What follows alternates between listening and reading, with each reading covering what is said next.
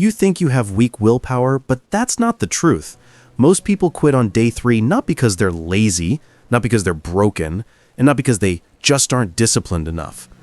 They quit because the human brain is wired to fight change, to protect the familiar, to keep you inside routines that feel safe and predictable. If you've ever started a new habit with excitement on day 1, pushed yourself on day 2, and then suddenly felt resistance, doubt, or exhaustion on day 3, then congratulations, you're not weak, you're human. And you're standing in the exact spot where 90% of people give up. But the most important truth is this: that moment, that day 3 wall, is not a sign to quit. It's a sign that you're breaking the pattern your brain has held onto for years. Think about it. On day 1, motivation carries you. You feel inspired, energized, ready to start fresh. Day 1 is easy. Day 2 is a mix of motivation and effort. You still remember why you started, but it requires a little push. Then day 3 arrives like a wall. Suddenly your brain starts whispering, "You're tired. You don't have time. This isn't worth it. You can skip today." And right there, in that moment, most people interpret these thoughts as truth instead of what they really are. Your brain panicking because it senses a threat to your old identity, your old patterns, your old comfort zone. The truth is simple, but uncomfortable. Your brain doesn't care about your goals. It cares about efficiency and safety. It wants to do what it has always done, because that requires the least energy. When you introduce a new habit, whether it's waking up early, journaling, eating healthier, working out, or learning something new, your brain sees it as a disruption. It activates resistance.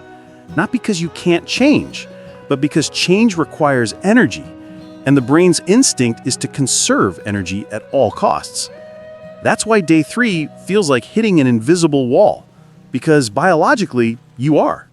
I once spoke with a friend who tried to start running every morning. Day 1, he woke up excited. Day 2, he felt a little sore but proud. Day 3, he didn't hear his alarm. Not because it didn't ring, but because his brain filtered the sound out while he slept. He told me later, "It felt like my body was sabotaging me." And in a way, it was. His brain was simply protecting the old routine. The routine where he stayed in bed, stayed comfortable, stayed the same. And this happens to everyone. You start something new, and your brain immediately pulls you back toward familiar patterns. It's the psychological gravity of your old self. Here's something most people don't know.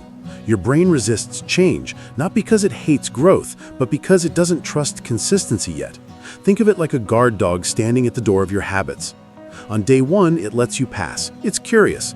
On day 2, it watches closely. But on day 3, it growls, blocks the door, tests you.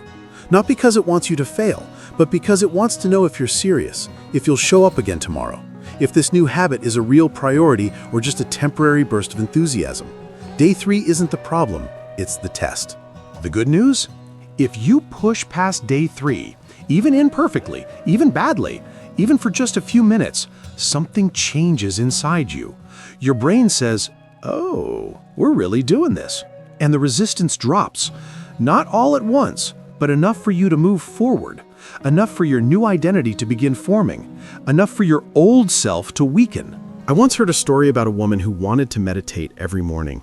For years, she tried to build the habit but always quit around day 3 or day 4. One day, she decided something different. Instead of meditating for 20 minutes, she would meditate for 1 minute, literally 60 seconds. And this time, day 3 wasn't a wall, it was a doorway. She told herself, "I can do anything for 1 minute." And she did, 1 minute every day. Within a few weeks, the minute turned into 5, then 10. Eventually, meditation became part of her identity. She didn't rely on motivation, she relied on momentum.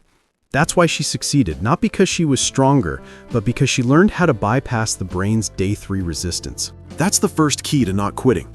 Lower the friction. Make the habit so easy that your brain has nothing to fight against. If you can't do 30 minutes, do 3. If you can't run a mile, walk for 5 minutes. If you can't write a full page, write 1 sentence. The point isn't the intensity. The point is the repetition. The point is showing your brain that this habit is here to stay. The second key is understanding that motivation is a spark, not fuel. Motivation helps you start, but habits help you continue. People quit on day 3 because motivation wears off and they never built the system to carry them forward. If your habit depends on motivation, it will die the moment life gets stressful, busy, or overwhelming. But if your habit depends on a system, a tiny, repeatable, low-friction system, you can keep going even on bad days. The third key is something almost no one talks about. Your brain reinforces whatever identity you act out consistently. If you skip the habit, your brain says, "See, we don't do this." But if you show up, even for a tiny amount of time, your brain says, "This is who we are now."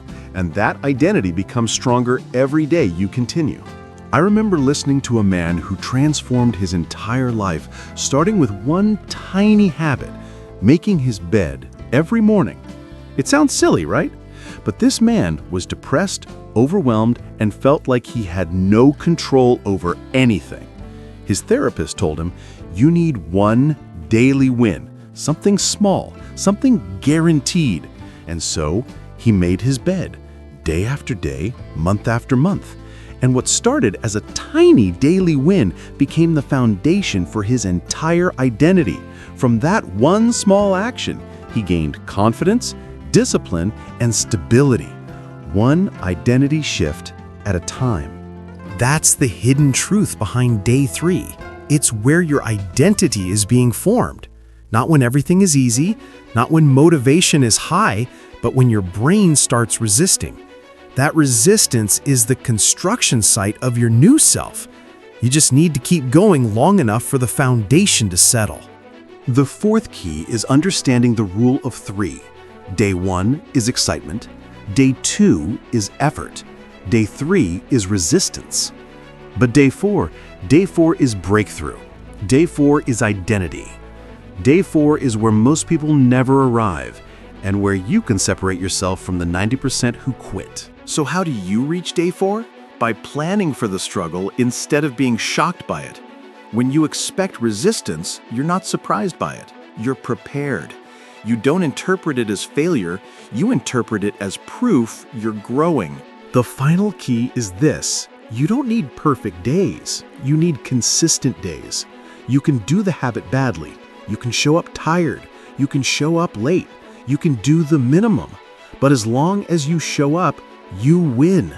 The people who succeed aren't the people who have perfect routines. They're the people who refuse to break the chain long enough for the habit to take root.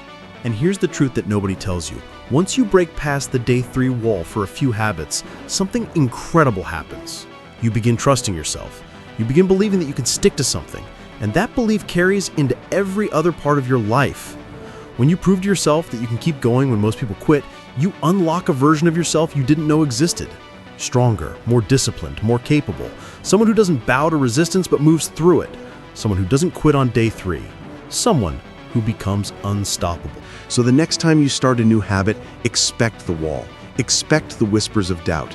Expect the brain to push back. But remember this, those thoughts are not truth. They're not signs you should stop.